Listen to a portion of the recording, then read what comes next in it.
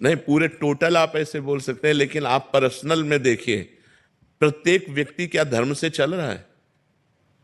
गरीबी है लेकिन 100 रुपया की शराब पी के आ रहा है। आप विचार करो, परिवार में बड़ी समस्या है लेकिन वो व्यभिचार प्रवृत्ति से युक्त है, वो हिंसा प्रवृत्ति से युक्त है, वो गलत आचरण करता है, तो इसका दंड तो भोगना ही पड़ेगा ना। ये धर्मात्माओं का देश है, ये धर्मशील देश है, ये कर्म भूमि है। अन्य देशों को ऐसा नहीं कहा गया, हमारे शास्त्रों में भारत को कर्म भूमि कहा गया है।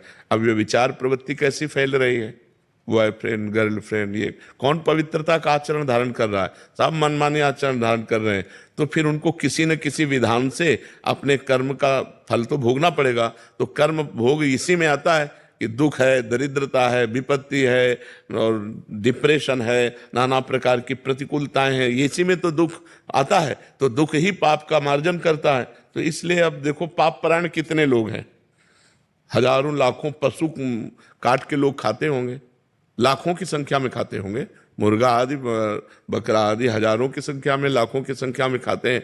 तो क्या ये पाप कर्म नहीं है? तो क्या उसका दंड नहीं भोगना पड़ेगा?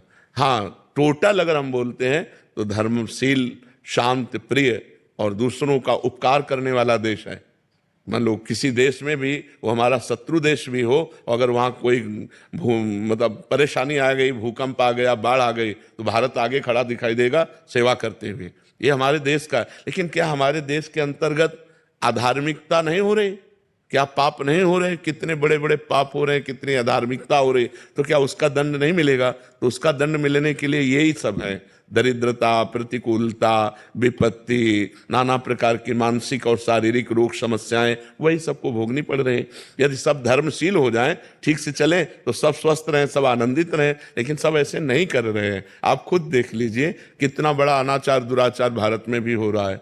तो फिर उसका दंड तो भोगना ही पड़ेगा। दिन भर लेबरी करके 500 रुपये कमाते हो, शाम के शराब पी के जाते हैं।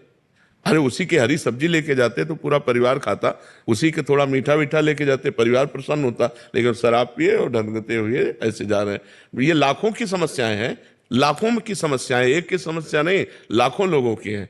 भगवान ने तुम्हें दिया है तो तुम अपना मनोरंजन मार करके दूसरे का जीवन यापन कर सकते हो। हजारों ऐसे हैं जो बीमारी से परेशान है और अर्थ की अव्यवस्था है, और तुम 50,000 फूक रहे हो। भगवान ने तुम्हें दिया है माना, तो तुम 50,000 मनोरंजन में फूक रहे हो। यदि उनको दे देते तो गरीबों के घर बस जाते। तो ऐसे कितने लोग हैं जो विचार नहीं कर पा रहे कि हम अपने भारत का सहयोग करें।